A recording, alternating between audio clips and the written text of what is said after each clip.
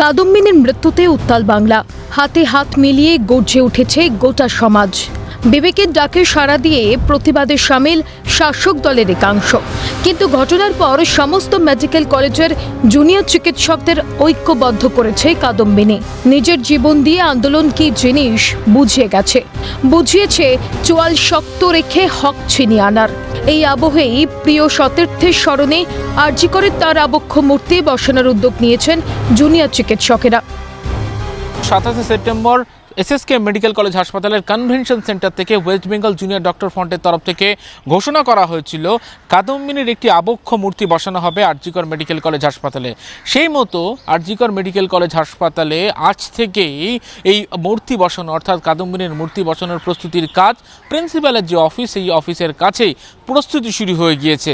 যেমনটা জানা গিয়েছে যে মূর্তিটি লম্বায় 5 ফুট হবে এবং চওড়ায় 22 ইঞ্চি তার মাপ হবে এবং তার পাশাপাশি 1.5 ফুটের মূর্তি থাকবে, মাথার উপরে থাকবে ছাউনি। তার যে প্রস্তুতি ইতিমধ্যে শুরু হয়ে গিয়েছে। মূলত আবক্ষ মূর্তি, মূলত এক্সপ্রেশন একটা মৃত্যু, মানে একটা মানুষ যে ভাবতে পারেনি যে অন্যের প্রাণ বাঁচাচ্ছে সেই মুহূর্তে, এবং সারা রাত তিনি জেগে মানুষের প্রাণ বাঁচাচ্ছে আর তারই প্রাণটা শেষে চলে গেল।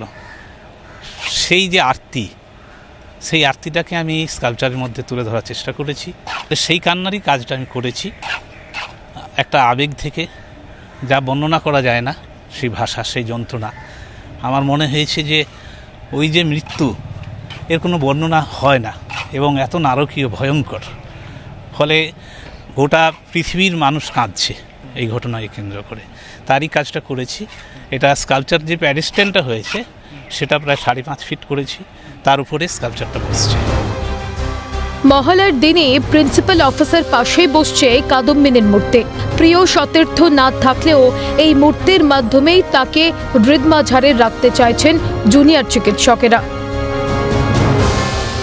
এমন সঞ্জীব চক্রবর্তীর সঙ্গে অয়ন শর্মা, ক্যালকাটা নিউজ, কলকাতা।